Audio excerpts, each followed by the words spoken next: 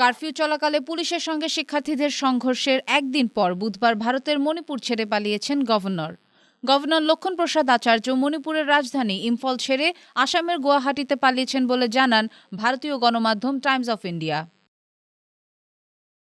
এক সপ্তাহের বেশি সময় ধরে মণিপুরে বন্দুকযুদ্ধ, ড্রোন ও রকেট হামলায় এখনও পর্যন্ত ১১ জন নিহত হয়েছেন।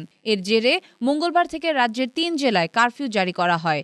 এছাড়া ১৫ সেপ্টেম্বর পর্যন্ত গোটা রাজ্যের ইন্টারনেট পরিষেবাও বন্ধ করে দিয়েছে সরকার। তাই পুরো বিশ্ব থেকে এখন কার্যত বিচ্ছিন্ন মণিপুর।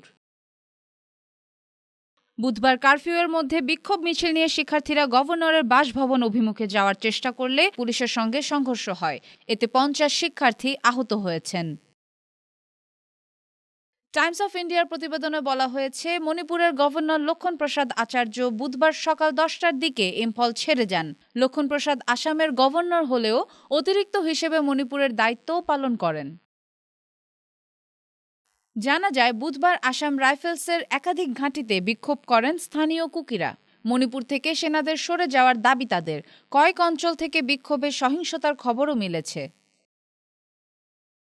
এদিকে সংঘাতে উত্তাল মণিপুর নিয়ে ফের প্রশ্নবিদ্ধ হয়েছে ক্ষমতাসীন বিজেপি। স্বরাষ্ট্রমন্ত্রী অমিত শাহর পদত্যাগ দাবি করেছে বিরোধী দল কংগ্রেস। এক সংবাদ সম্মেলনে মণিপুর কংগ্রেসের প্রধান কে মেঘাচন্দ জানান, সরকার মণিপুর পরিস্থিতি নিয়ন্ত্রণে ব্যর্থ হয়েছে। ১৬ মাস ধরে প্রধানমন্ত্রী নরেন্দ্র মোদীর মৌনতা নিয়েও প্রশ্ন তোলে কংগ্রেস। প্রায় ১.৫ বছরে ইউক্রেন সহ বিশ্বের নানা প্রান্তে সফর করলেও সংঘাতে জর্জরিত মণিপুরে আসেননি প্রধানমন্ত্রী।